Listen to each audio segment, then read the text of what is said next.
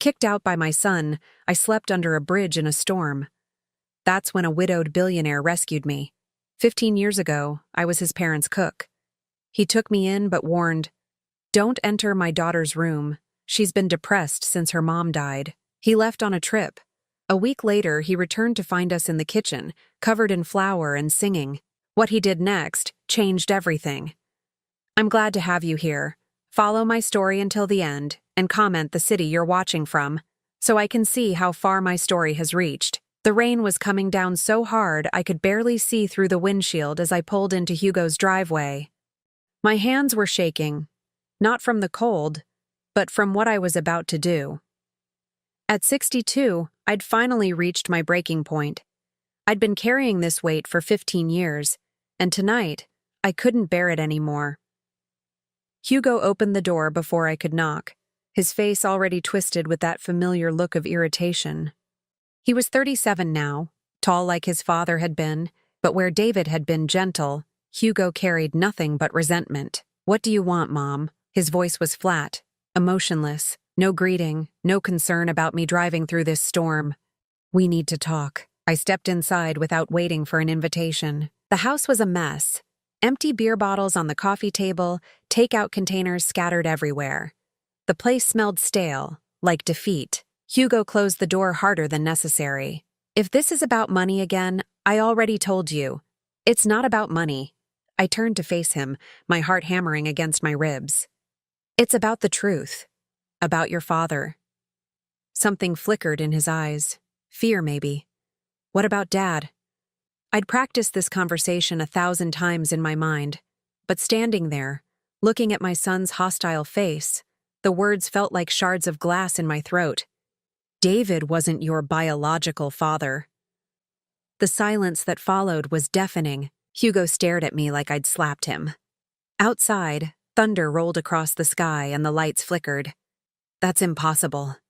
His voice was barely a whisper. "You're lying." "I'm not lying." I reached into my purse and pulled out the DNA test results I'd been carrying around for 3 months. "I had it done. I had to know for sure before I told you." Hugo snatched the papers from my hands, his eyes scanning the clinical language that confirmed what I'd suspected for years. The father listed on his birth certificate, my late husband David, showed 0% probability of paternity. "This is fake." He crumpled the papers. "You made this up." Hugo, please. Who is it then?" His voice was rising, filling with a rage I'd seen building in him for years. "Who's my real father? Some random guy you cheated with?"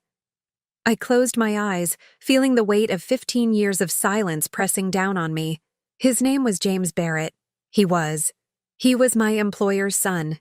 I worked as a cook for his family. Hugo's laugh was bitter, cruel. A cook, of course. So my real father is some rich bastard who wouldn't even acknowledge me? It wasn't like that. Then what was it like, Mom? He stepped closer, and I could smell alcohol on his breath. "Tell me exactly how it happened. Tell me how you got pregnant with some rich man's kid, and then lied to Dad about it for his entire life." My throat felt raw. James was 19. I was 32. His parents had just hired me, and he was home from college for the summer. He was kind to me when no one else was. "I was lonely. Your father and I were going through a rough patch, and James, he made me feel seen." "So you had an affair?" "It was one night." The words came out as a whisper. "One stupid night. I regretted it immediately, but then I found out I was pregnant." Hugo was pacing now, running his hands through his hair. "And you never told him?" "Never told me?" "James went back to college. His parents made it clear that I was just the help. When I told them I was quitting, they were relieved. I went home to your father and tried to pretend it never happened. But Dad raised me." Hugo's voice cracked. "He loved me. He did love you. More than anything." Tears were streaming down my face now. David was a good man. The best man I ever knew. He deserved better than my lies. Hugo stopped pacing and stared at me with eyes full of hurt and fury. "You destroyed his life. You made him raise another man's child and never told him the truth." I know. The admission felt like poison in my mouth. "I've carried this guilt every day since he died. That's why I'm telling you now. You have a right to know." "A right to know?" Hugo's voice was getting louder. 15 years after Dad's funeral, you decide I have a right to know? Where was my right to know when I was growing up thinking I had a father who loved me? He did love you. Based on a lie. Hugo slammed his fist against the wall and I flinched. Everything was based on a lie. My entire childhood, my entire identity. It's all fake. I wanted to reach for him, to comfort him the way I used to when he was small and had nightmares. But those days were long gone. Hugo had been pulling away from me for years, ever since David died and left us with nothing but debts and regrets. I'm sorry. It was all I could offer him. I'm so sorry, Hugo. Sorry doesn't fix this. He was shaking now, with anger or shock, I couldn't tell. Sorry doesn't bring Dad back. Sorry doesn't give me back the 15 years I've spent wondering why I never felt like I belonged anywhere. That hit me like a physical blow. What do you mean? I mean, I never looked like him. I never acted like him. I never felt like his son. Not really. Hugo's voice was breaking. And now I know why. Because I'm not his son. I'm the son of some stranger who probably doesn't even remember your name. Hugo, get out. The words were quiet, but they hit me harder than if he'd screamed them. What? Get out of my house. He wouldn't look at me anymore. I don't want to see you again. You don't mean that. I mean every word. He finally met my eyes, and what I saw there made my blood turn to ice. You've been lying to me my entire life. You let me worship a dead man who wasn't even my father. You destroyed any chance I had of knowing my real family. Please, let's talk about this. There's nothing to talk about. You made your choice 37 years ago when you decided to build my life on a lie. Now live with it. He walked to the front door and opened it. The storm was getting worse, rain lashing against the porch. Hugo, I have nowhere else to go. That's not my problem anymore. His voice was ice cold. You're not my mother. We're not family. We never were. The words hit me like a physical blow. I stood there for a moment, hoping he'd take it back, hoping to see some trace of the little boy who used to climb into my bed during thunderstorms. But that little boy was gone. Had been gone for years. I walked to the door on unsteady legs. I love you, I whispered. Hugo didn't respond. He just closed the door behind me and I heard the deadbolt slide into place. The storm was raging now, the wind so strong I could barely stay upright. My car wouldn't start. The engine just wheezed and died. I tried calling a cab, but my phone had no signal. I started walking. By the time I reached the bridge on Riverside Drive, I was soaked through and shivering uncontrollably. My legs gave out, and I collapsed onto the concrete pathway underneath the overpass. The rain pounded down around me, and I pulled my thin jacket tighter, knowing it was useless. This was how I was going to die, alone, under a bridge, rejected by the only family I had left. I must have passed out, because the next thing I remember was a man's voice cutting through the storm. Ma'am? Ma'am, can you hear me? I opened my eyes to see a figure kneeling beside me, rain streaming down his face. He was maybe 50, with silver gray hair and concerned brown eyes. We need to get you out of this weather, he said gently. Can you walk? I tried to speak, but only managed a croak. He helped me to my feet, supporting my weight as we made our way to a sleek black car parked nearby. I'm taking you somewhere warm, he said as he helped me into the passenger seat. My name is Barrett. What's yours?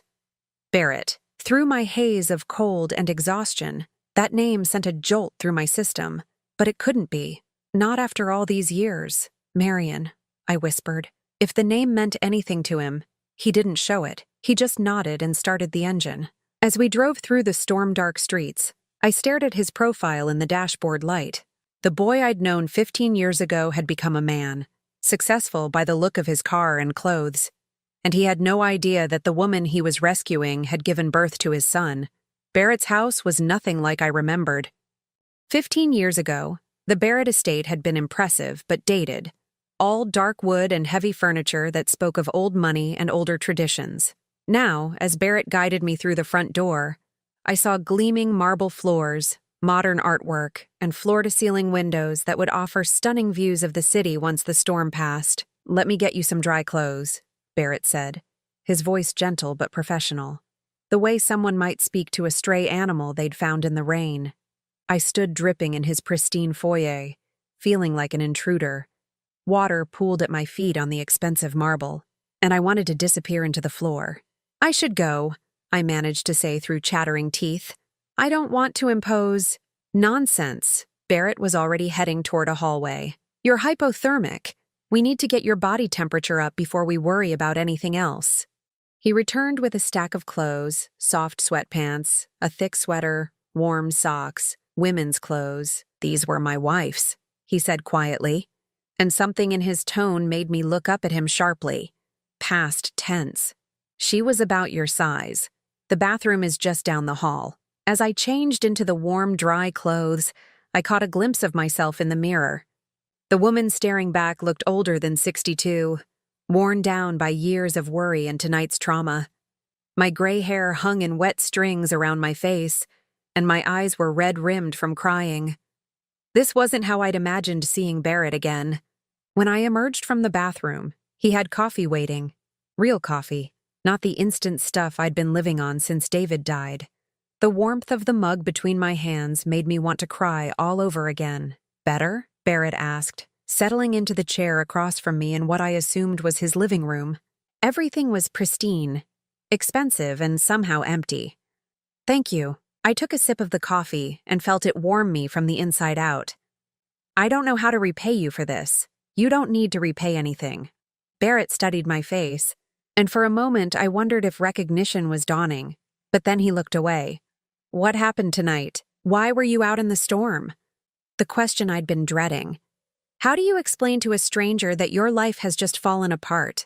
That the son you've sacrificed everything for has cut you out of his life?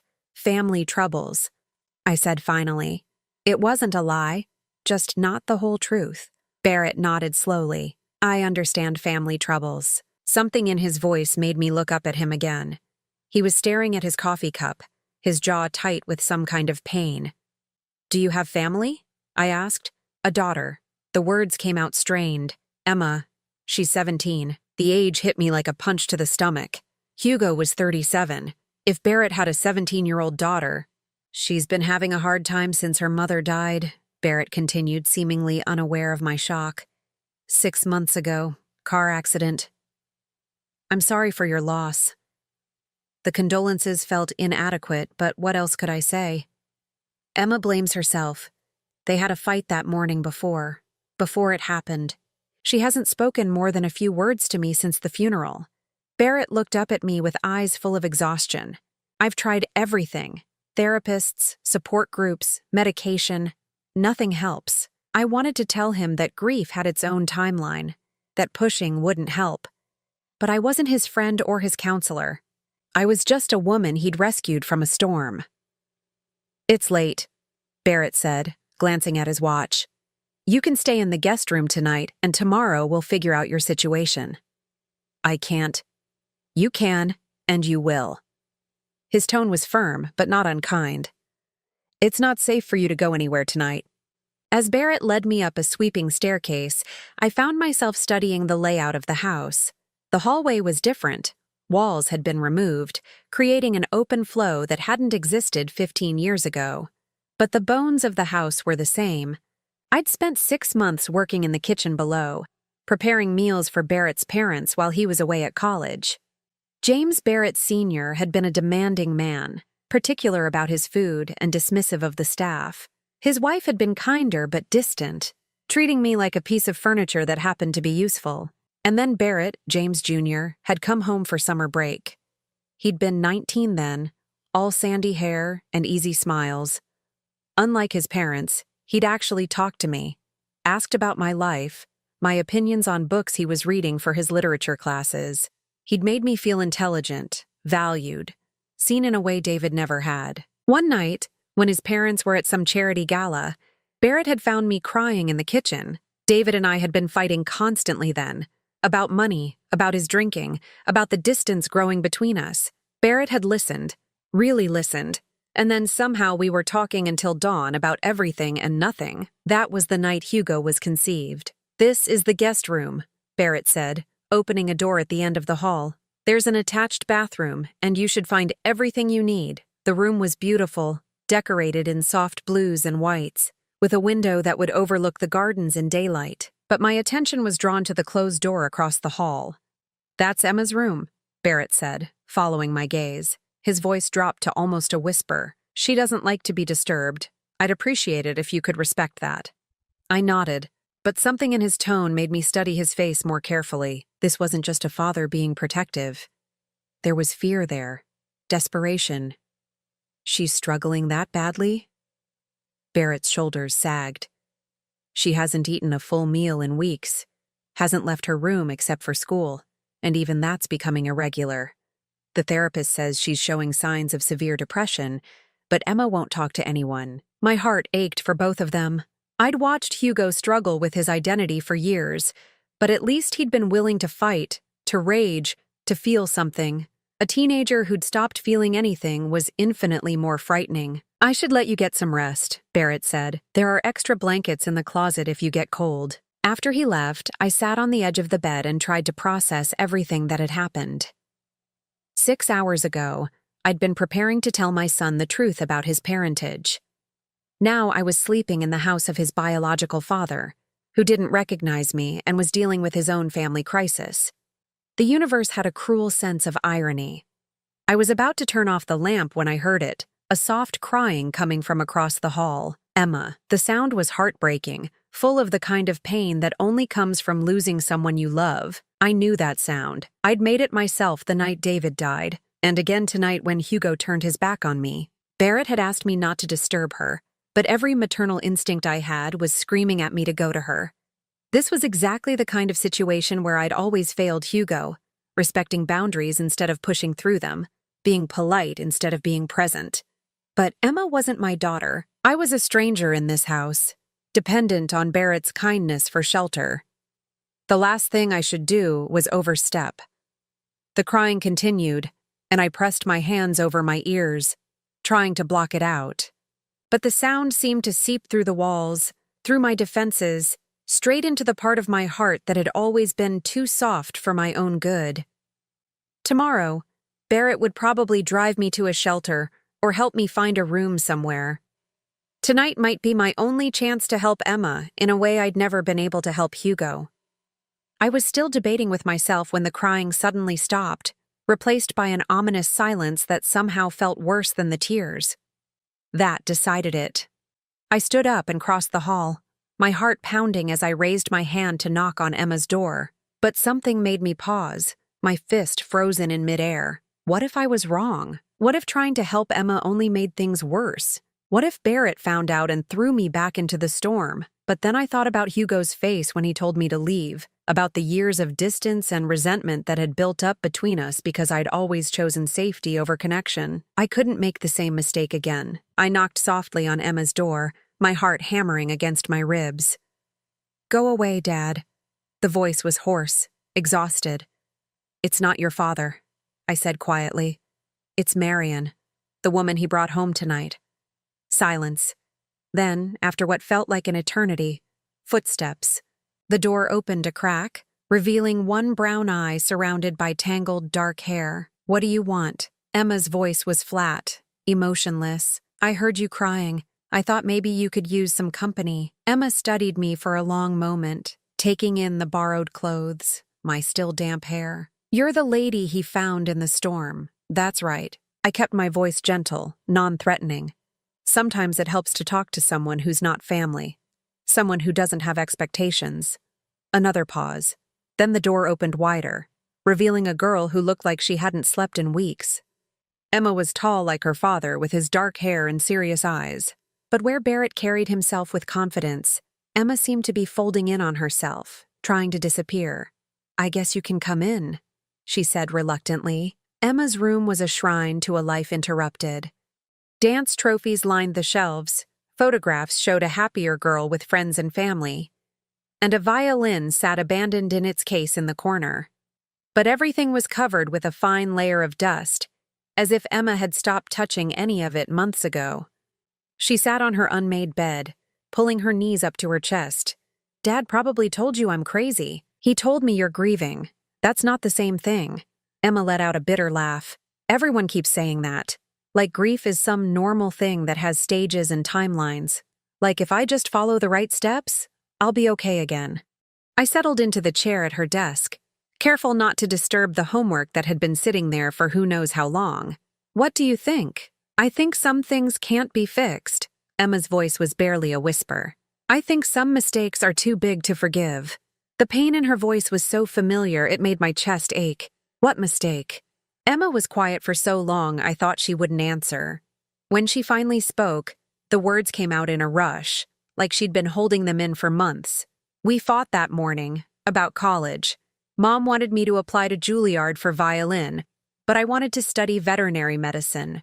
She said I was wasting my talent, that I didn't understand how rare it was to have the kind of musical ability I had.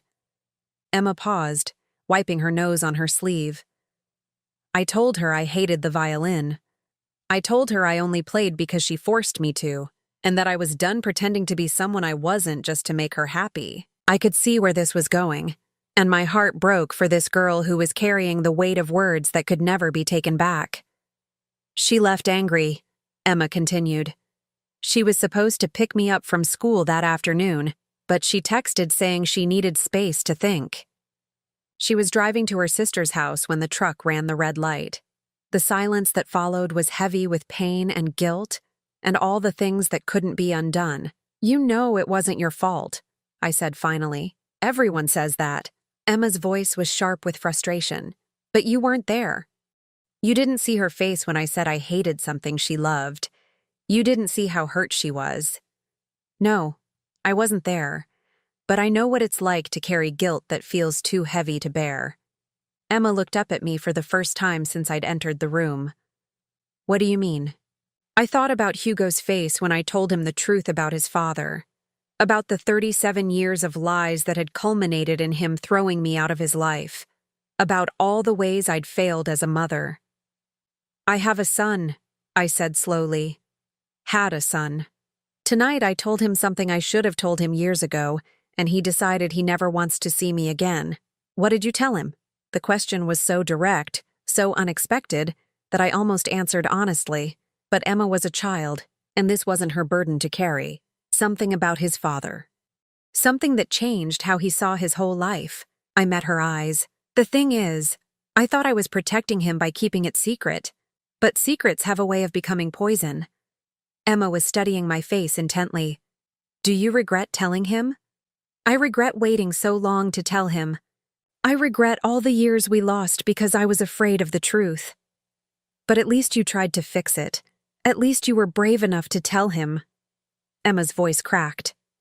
I can't fix anything. I can't take back what I said. I can't tell my mom I'm sorry. I can't tell her that I didn't mean it, that I was just scared about disappointing her. I wanted to reach out and hug this broken girl, but I sensed that physical comfort might shatter whatever fragile trust we were building. Your mother knew you loved her, I said instead. Mothers always know, even when kids say terrible things in anger. How can you be so sure? Because I was a mother who heard terrible things said in anger, and I never doubted that my son loved me, even when he was saying he hated me. Emma considered this, and I could see her trying to decide whether to believe me. What happened to your husband? Emma's father? The change of subject caught me off guard. He died 6 years ago. Heart attack. Do you miss him? The question was loaded with more meaning than Emma probably realized. Did I miss David? The man who'd raised Hugo as his own son, who'd never questioned whether Hugo was really his, the man who'd loved me despite my secrets. Every day, I said truthfully. But missing someone isn't the same as regretting the life you had with them. I keep thinking about all the things I should have said differently, all the ways I could have been a better daughter. And I keep thinking about all the ways I could have been a better mother. But thinking about it doesn't change anything. At some point, you have to decide whether you're going to let the guilt destroy you or whether you're going to find a way to honor the person you lost. Emma was quiet for a long moment. When she spoke again, her voice was small, uncertain. How do you honor someone when you can't apologize to them? Maybe by becoming the person they always believed you could be. Maybe by living the life they wanted for you, even if it's different from what they expected. Mom wanted me to be a musician. But what do you want? Emma smiled for the first time since I'd entered her room. It was small and sad, but it was real. I want to help animals. I've wanted to be a veterinarian since I was 8 years old. Then maybe honoring your mother means having the courage to pursue that dream, even if it's not what she would have chosen for you. We talked until nearly 3 in the morning. Emma told me about her mother, a former concert pianist who'd given up her career to raise Emma and support Barrett's business. She told me about the pressure she felt to be perfect, to make up for her mother's sacrifices. She told me about the friends who'd stopped calling after the funeral because they didn't know what to say. In return, I told her about Hugo's childhood, about the challenges of raising a son alone after David died. I told her about the loneliness of being a widow, about the fear of making decisions without a partner to lean on. I didn't tell her about Hugo's parentage.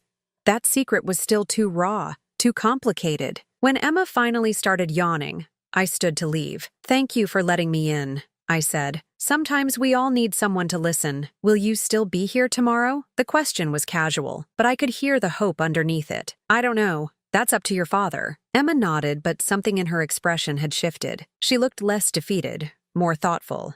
"Marion? Do you know how to cook?" The question surprised me. "Yes. Why?" "Mom used to make these amazing blueberry pancakes. Dad's tried to recreate them a few times, but they never taste right. I haven't had a real breakfast in months." My heart squeezed. "I'd be happy to make you breakfast if your father doesn't mind." "He won't mind. He's been trying to get me to eat more for weeks." After I left Emma's room, I lay awake in the guest bed thinking about the conversation. Emma reminded me of myself at her age, trying so hard to be what everyone expected, terrified of disappointing the people she loved. But she also reminded me of Barrett at 19, that same earnestness, that same desire to do the right thing, even when it was difficult. The next morning, I woke to the sound of Barrett moving around downstairs. When I came down to the kitchen, I found him standing at the coffee maker in a suit that probably cost more than I used to make in a month. "Good morning," he said, looking surprised to see me. "I hope you slept well." "I did. Thank you again for your hospitality." I paused, then decided to be direct. "I talked to Emma last night." Barrett's entire body went rigid. "What do you mean you talked to her?" "She was crying. I knocked on her door and she let me in. We talked for a few hours. I specifically asked you not to disturb her." Barrett's voice was cold, professional. The same tone his father used to use with the staff. "I know, and I'm sorry for overstepping, but she needed someone to listen, and sometimes it's easier to talk to a stranger." Barrett set down his coffee cup with more force than necessary. "Emma is my daughter. Her care is my responsibility." "Of course it is. I wasn't trying to overstep your authority as her father. I was just trying to help a young woman who's in pain. And you think you know what's best for her based on one conversation?" The accusation stung because it was partially true. I had overstepped. I had made assumptions. But I'd also seen something in Emma that Barrett seemed to be missing. "I think she needs to know that it's okay to grieve in her own way," I said carefully. "And I think she needs to know that her mother's death wasn't her fault." The therapist has told her that repeatedly. Sometimes kids need to hear it from someone who isn't being paid to say it. Barrett stared at me for a long moment, and I could see him struggling between anger and something else. Hope, maybe. "Did she actually talk to you?" "More than a few words. She told me about the fight she had with her mother, about her guilt over the things she said." I paused. "She also told me she wants to be a veterinarian." Something shifted in Barrett's expression. "She hasn't mentioned that career interest in months. Maybe she thought you wouldn't approve. Maybe she thought she had to follow in her mother's footsteps." Barrett was quiet for a long moment, processing this information. When he spoke again, his voice was softer. "What else did she say?" "She asked if I could make her breakfast. She mentioned that her mother used to make blueberry pancakes." I watched Barrett's face carefully and saw the exact moment when hope won out over caution. "She hasn't asked for anything in months," he said quietly. "She's barely been eating. Would you mind if I cooked for her? For both of you?" Barrett hesitated, then nodded. "I have to leave for a business trip this afternoon. I'll be gone for 5 days. The statement hung between us, loaded with implications. He was considering leaving me alone with Emma, a stranger he'd found under a bridge. "I know how this looks," I said. "I know you don't know anything about me, but I promise you, I would never hurt your daughter." Barrett studied my face for a long moment. "Emma has refused to stay with anyone since her mother died. She won't go to her aunt's house, won't accept help from any of our family friends. But if she's willing to talk to you, you don't have to decide right now. Let me make breakfast first, see how she responds." Barrett nodded slowly. "All right, but Marion? If I come back and she's worse instead of better, this arrangement ends immediately." I understood the threat behind his words, and I respected it. But I also knew something he didn't. That Emma was ready to start healing. She just needed someone to show her how. What Barrett couldn't have known was that helping his daughter might be the key to healing myself. Barrett was supposed to return from his business trip on Friday evening. Instead, he walked through the front door at 3 in the afternoon, his face drawn with exhaustion and something else. Concern. I was in the kitchen with Emma, flour dusting our clothes as we worked on a batch of chocolate chip cookies. It was the 4th day of Barrett's absence, and Emma had eaten 3 full meals each day. She'd even smiled that morning when I'd accidentally dropped an entire egg on the floor. "Dad?" Emma looked up from the mixing bowl, surprised but not displeased. "You're home early." Barrett's eyes moved from his daughter to me, taking in the scene. The kitchen was a comfortable mess. Ingredients scattered across the counter, mixing bowls in the sink, the warm smell of baking cookies filling the air. "I finished the meetings ahead of schedule.